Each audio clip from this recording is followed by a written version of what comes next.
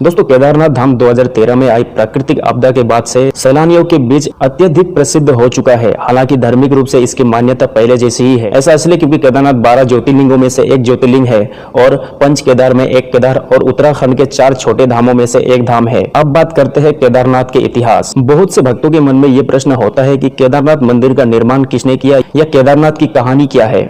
इसलिए आज हम आपको केदारनाथ मंदिर का संपूर्ण इतिहास बताएंगे।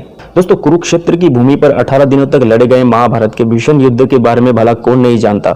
इस युद्ध में सभी रिश्तों की बलि चढ़ गई थी, फिर चाहे वो गुरु शिष्य का रिश्ता हो या भाई भाई का या चाचा भतीजे का।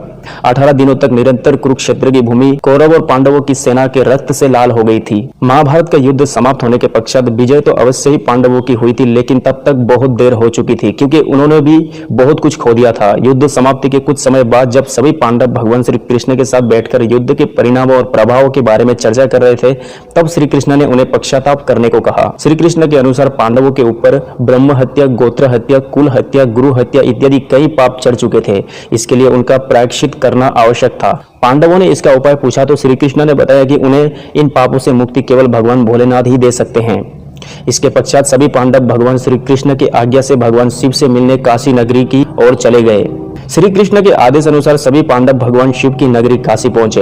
हालांकि भगवान शिव को पांडवों के उनसे मिलने आने की सूचना पहले ही मिल चुकी थी, लेकिन वे उनसे मिलना नहीं चाहते थे। भगवान शिव पांडवों के द्वारा किए गए ब्रह्म हत्या और गोत्र हत्या के पाप से अत्यधिक क्रोधित थे, इसलिए वे पांडवों से बिना मिले ही वहां से चले गए।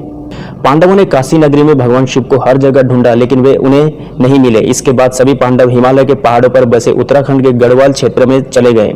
भगवान शिव भी पांडवों से छुपकर यहीं आए थे। जब भगवान शिव ने पांडवों को अपने पीछे पीछे गढ़वाल क्षेत्र की ओर बढ़ते हुए देखा तो उन्होंने इसका एक उपाय निकाला। वहां पहाड़ों के बीच कई पशु घास के मैदान में चर रहे थे। भगवान शिव उन पशुओं के बीच में गए और बैल रूपी अवतार लिया ताकि पांडव उन्हें पहचान न पाए। गढ़वाल के पहाड़ों पर भी पांडवों ने भगवान शिव को हर जगह ढूंढा, लेकिन वो उन्हें नहीं मिले। अंत में महाबली भीम को एक उपाय सूझा और उसने अपना शरीर पहाड़ों से भी बड़ा कर लिया।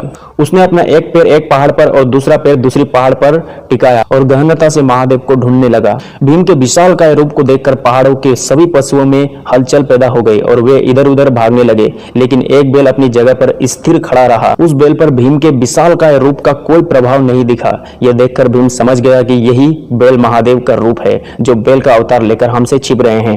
महादेव को भी पता चल गया कि भीम ने उन्हें पहचान लिया है। यह देखकर वे बैल रूपी अवतार के साथ धरती में समाने लगे।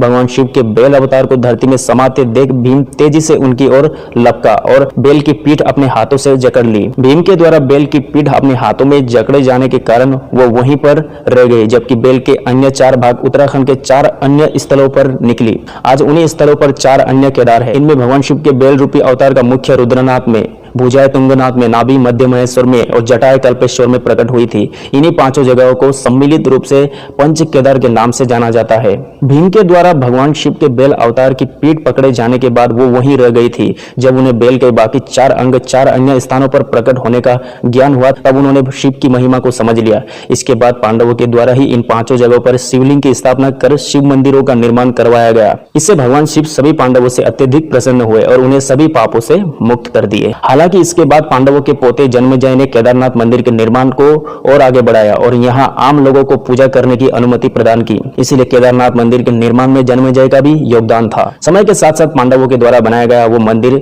जर्जर हो गया, कई जगहों से क्षतिग्रस्त हो गया। फिर जब भारत की भूमि पर आदि शंकराचार्य ने जन्म लिया, तब उनके द्वारा संपूर्ण भारत भूमि की पैदल यात्रा की गई और चारों दिशाओं में 4 धाम की स्थापना की गई। तब आदि शंकराचार्य ने ही इस केदारनाथ मंदिर का पूर्ण निर्माण करवाया था, जिसे आज हम देखते हैं। इसके बाद अपने जीवन के अंतिम समय में आदि शंकराचार्य ने इसी केदारनाथ मंदिर के पास ध्यान लगाया था और समाधि ले ली थी। उनकी समाधि आज भी केदारनाथ मंदिर के पास में ही स्थित है। फिर 10वीं 13वीं शताब्दी के बीच कई भारतीय राजाओं ने मंदिर का जीर्णोद्धार करवाया था। हालांकि 2012 में आई भीषण प्राकृतिक आपदा के बाद केदारनाथ मंदिर के आसपास के ढांचे को बहुत क्षति पहुंची थी। इस प्राकृतिक आपदा में आदि शंकराचार्य की समाधि भी बह गई थी। इसके बाद भारत और उत्तराखंड की सरकारों के द्वारा केदारनाथ धाम आदि शंकराचार्य की समाधि और उसके आसपास के स्थलों को पुनः ठीक करवाकर उसे नवीन रूप दिया गया। तो दोस्तों, ये थी केदारनाथ मंदिर की इतिहास। उम्मीद करता हूं कि आपको ये जानकर बहुत ही अच्छा लगा और मिलते हैं बहुत ही जल्द इसी तरह या इससे जुड़े वीडियो पर।